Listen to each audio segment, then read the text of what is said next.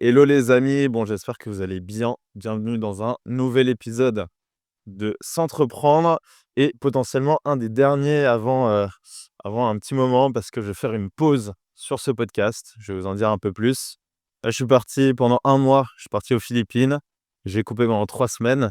J'ai vu notamment de la famille aussi là-bas parce que j'ai des origines philippines. Et ça m'a fait un bien monumental, ça m'a fait un bien fou. Et il y a aussi beaucoup de choses qui ont pop-up quoi, qui sont sorties et notamment en termes de business, stratégie et ce que j'ai vraiment envie de mettre en place. La dernière vidéo que j'avais faite, je parlais du coup de Oja, un projet qu'on lançait avec Louis Fouché. Malheureusement, le timing pour nous 2 n'était pas bon. En tout cas, on n'a pas réussi à concrétiser, à faire un match parfait pour lancer ce projet à 2. Donc, je me suis recentré sur ce que je voulais vraiment faire, ce qui, moi, me tenait à cœur, qui est toujours d'aider les entrepreneurs à monter des boîtes qui soient durables, qui soient scalables, mais tout en préservant la santé, l'énergie des entrepreneurs. Et donc, ça a donné naissance, ouais, ces dernières semaines, j'ai beaucoup travaillé dessus, à Founder System. Donc, l'idée, c'est de mettre en place des systèmes business et des systèmes personnels pour que les entrepreneurs puissent tout simplement être épanouis avec une boîte qui tourne et tout simplement avoir un business qui sert leur vie perso et non l'inverse. Je suis très content de ça parce que du coup là j'ai, déjà, 3-4 clients que j'accompagne sur ce programme. Donc, c'est un format one one où je les accompagne, je leur partage tous mes systèmes business que j'ai pu mettre en place après 8 ans d'entrepreneuriat, 3 boîtes créées et beaucoup d'apprentissage. Donc, franchement je sens que je suis, sur la bonne mission, sur le bon endroit. Donc ça fait vraiment plaisir et j'ai hâte d'exécuter dans ce sens. Le problème là-dedans, c'est quoi? C'est que, mine de rien, je vais devoir, faire des choix, notamment des choix stratégiques pour m'assurer d'être vraiment focalisé sur ce qui est le plus important, au stade du coup de cette nouvelle activité. Et donc ce qui est important, c'est de créer du contenu, mais du contenu qui va toucher les personnes, qui veulent, échanger, travailler avec moi. Et sur cet accompagnement, je suis de me poser dans ce petit parc là-bas. Hop, j'ai pas trop droit d'y aller normalement, mais on va essayer d'y aller quand même.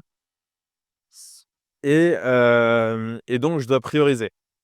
Le podcast, j'adore ce format-là. C'est là où je peux partager toutes mes pensées. Je peux parler, je pense, le plus à cœur ouvert et aussi le plus sur un format d'expression que j'aime vraiment bien.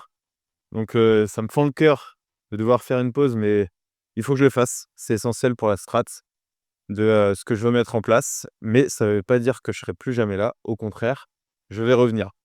Je vais prioriser, du coup, les canaux LinkedIn, qui est la plateforme où, j'ai eu l'habitude d'écrire et faire énormément de contenu. Là, je crois que je suis à 23 000 personnes qui me suivent là-dessus et je pense, 4-5 années, où j'ai pas arrêté d'utiliser cette plateforme.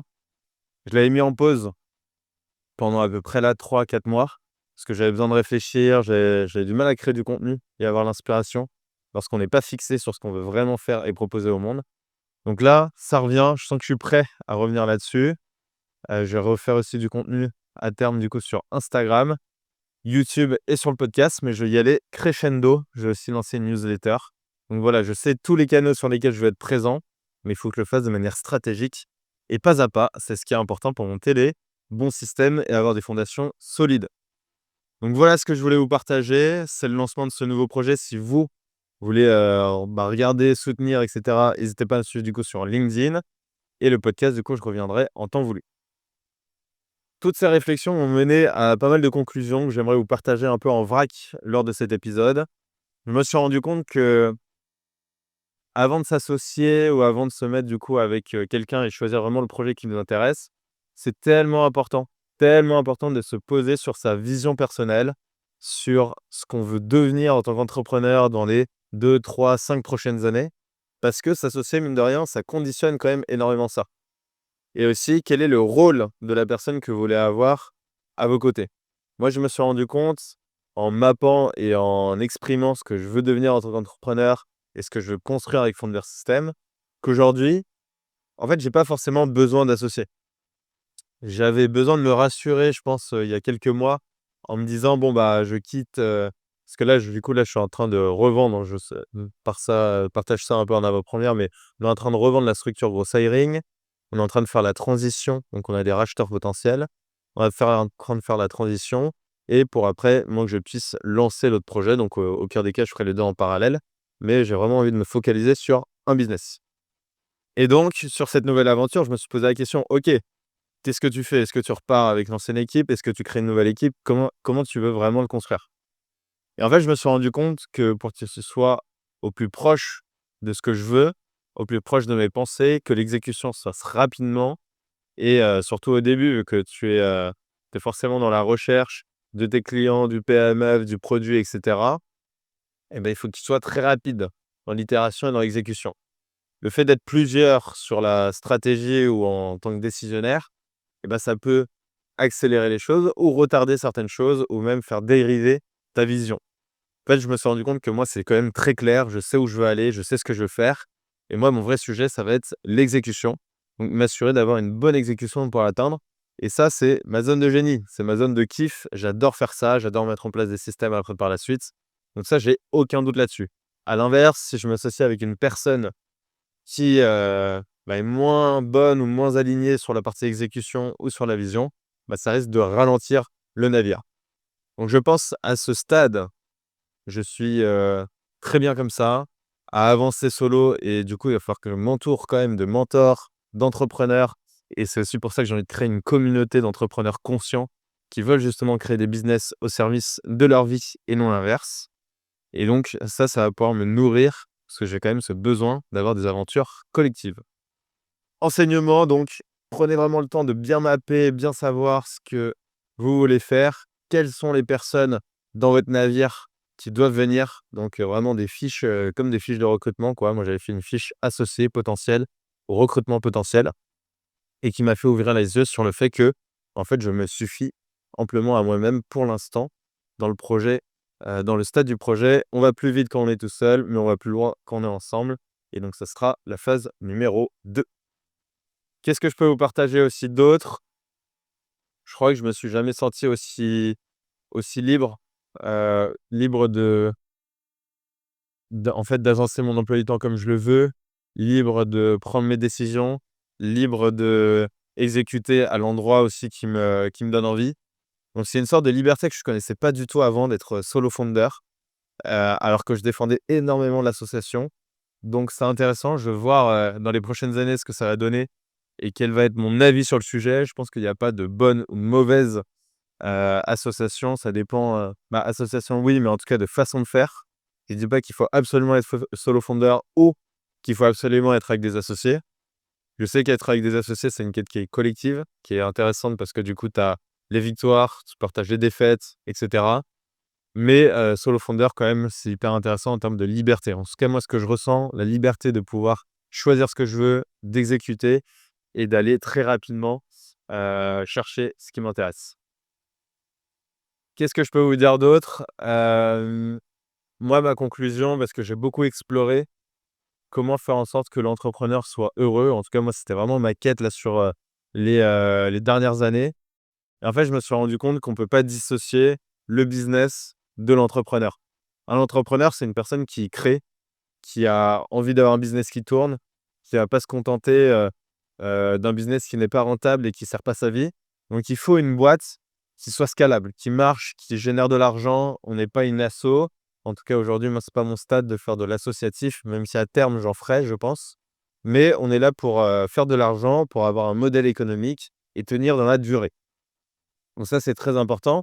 Mais souvent, les entrepreneurs, ce qu'ils font, c'est qu'ils créent des boîtes qui vont après les détruire. Donc, c'est-à-dire qu'ils vont être artisans au début, ils vont avoir beaucoup de demandes ou vouloir scaler l'activité et se retrouver à gérer plein de choses, du management, de l'administratif, de la vente, bref, et devoir être le pompier de sa structure, alors que à l'initial, l'entrepreneur le faisait par passion, par l'envie de créer, l'envie de s'épanouir et en fait se retrouve un peu prisonnier de ce qu'il a construit. Mais en fait, du coup, la solution, moi, que j'ai trouvée, selon moi, la plus rationnelle, tout en étant dans l'alignement de l'entrepreneur, c'est de construire des systèmes et des boîtes qui soient alignés avec l'entrepreneur et ce qu'il veut vraiment atteindre pour sa vie. Et donc, c'est pour ça que je dissocie plus maintenant le business et le fondateur, mais je fais en sorte que l'entreprise continue à croître, mais le fondateur, il faut qu'il reste aligné, il faut qu'il soit sûr de sa mission, qu'il soit sûr de qui il a envie d'aider, combien de temps il a envie de le faire, même si c'est pas forcément définitif, mais au moins avoir une vision, claire de ça. Qu'est-ce qui le fait vibrer, en fait? Quelle est sa zone de génie? Où est-ce qu'il est le meilleur? Moi, je sais que maintenant, ma zone de génie, c'est vraiment de créer des systèmes et une architecture, des process qui permettent vraiment de clarifier la complexité et surtout d'aller aux étapes d'après. En fait, moi, c'est ce que j'ai toujours fait dans mes boîtes et c'est là où je suis le meilleur par rapport à, de la vente où je pourrais être comparé à un autre vendeur, à, du contenu où je pourrais être, comparé à un autre créateur de contenu. Là, vraiment, c'est ma zone de kiff, de génie qui est assez rare, où je trouve très peu de fondateurs ont réussi à mettre en place ces bons systèmes pour aller aux étapes d'après. Donc vraiment, sa zone de génie, où est-ce qu'on veut être? Où est-ce qu'on est le meilleur? Qu'est-ce qu'on veut faire pendant plusieurs années? Quelles sont nos valeurs cœur? Quelles sont les valeurs qu'on défend? Quelle est la mission aussi qu'on défend? Ça, je pense que c'est hyper important et même de s'entreprendre soi-même, donc de continuer à évoluer en tant que personne. Là, il commence à flotter, sur ma gueule. Bon, j'espère que ça va pas toucher à la caméra ou que ça s'entend pas trop. Mais qu'est-ce qui, nous permet de nous faire grandir, évoluer en termes d'état d'esprit sur la partie philosophie de vie, la définition de notre réussite, heu, à quoi on aspire plus tard, tout ce qui va être sport, alimentation, clarté mentale. Tout ça, selon moi, c'est des choses où je suis intransigeant maintenant. J'ai pas du tout envie de renier ça dans ma vie. J'ai envie de faire en sorte que ces piliers-là évoluent, continuent de grandir, tout en faisant grandir mon entreprise et que ce soit un cercle vertueux, la boîte, le fondateur, la boîte qui alimente et qui permet au fondateur d'avoir de la ressource, du moyen et de l'épanouissement pour après aussi investir sur sa santé, sur son épanouissement, sur sa clarté mentale, qui permet de prendre les meilleures décisions, avoir un business encore plus aligné et surtout qui permet de tenir dans la durée. Donc voilà, je suis trop content de ça parce que j'avais peur de tomber dans la partie un peu, coach bien-être, un peu, superficielle en surface et qu'on peut voir dans certains coachings ou certaines approches et je trouve que justement c'est là la limite. La limite, c'est de dissocier, les 2 et je pense que le but, c'est justement de les rassembler. De les rassembler et de faire en sorte de voir ça comme une big picture pour aider l'entrepreneur et la boîte. Donc voilà, je voulais vous faire ce petit message parce que ça me fendait le cœur de juste ne plus faire de podcast et de contenu. Vous avez compris, le cœur y est. Je vais retourner sur un format podcast. Ce sera peut-être s'entreprendre, ça peut être peut-être autrement. Je vais aussi faire des formats interviews que j'avais fait du coup il y a pas longtemps là, que j'avais, enregistrés qui vont peut-être aussi sortir. Mais je vais mettre en pause après le podcast pour vraiment me concentrer sur mes clients, sur, le programme à fond que je mets en place et surtout sur mon contenu du coup sur LinkedIn et aller étape par étape pour, défendre ce que je prétends, d'y aller vraiment étape par étape pour vraiment mettre en place les bons systèmes et avoir des fondations solides. Sur ce, je vous dis merci déjà pour, votre fidélité, vos écoutes et cetera et puis on se retrouve soit sur LinkedIn ou plus tard et je vous dis à très vite et surtout, prenez soin de vous, c'est le plus important. Ciao.